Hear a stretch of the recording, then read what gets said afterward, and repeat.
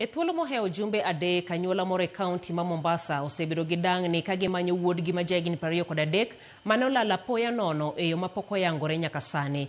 Rawerano matimo tij duso gache e boma ma Mombasa nowuok e tich tarik 30 dwe mar 6 kodok e ot Bamburi, to kata kamano ne ok ochopo kendo pok ochako nene nyaka kawuononi. Joja oko gi ler mathoth kowuok Mombasa.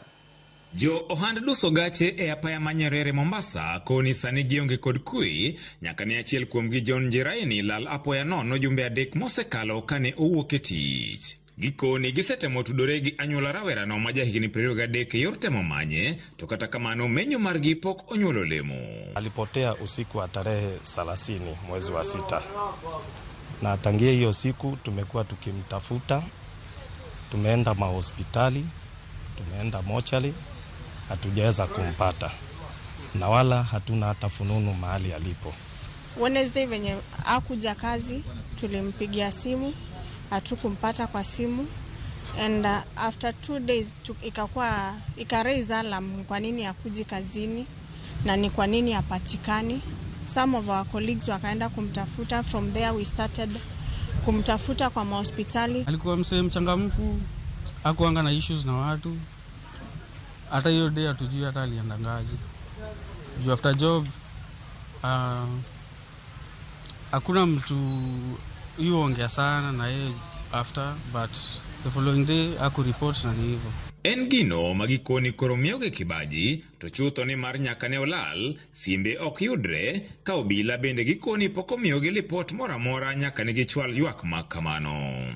Vijana tunapotea tu hivi, hakuna kitu gava mnatuambia, hatujui watu wanatupa wapi, hatujui watu wanapotelea wapi. Ile kitu tunaomba serikali tafadhali tukuwe na muungano moja na sisi ndio wananchi. Tukuwe na tunajua wananchi wetu wanaenda wapi. Simu yake saa hii haipatikani, ni mteja, na kulingana na habari ya polisi vile walituambia, waliona hiyo simu ilikuja kuzimiwa Barsheba masaa 8:30 usiku. Hiyo ndio wakati wa mwisho alipatikana akiwa online. Ombi letu kwa serikali ni itusaidie kumpata kijana yetu. Alikuwa ni kijana mchangamfu, kijana mwenye alikuwa na bidii zake, kijana alikuwa na afya yake. We can't say he was mentally healed. He was okay. Nyaka sani anyuola mare koro koni gikia kuma ginyalo yude konyruok ka ywak gi koro en ne ng'ata madibed kod report mora ewi lal rawerano mondo mi ochwal negi kata mana ite sendo bila mora mani machiegni kodgi.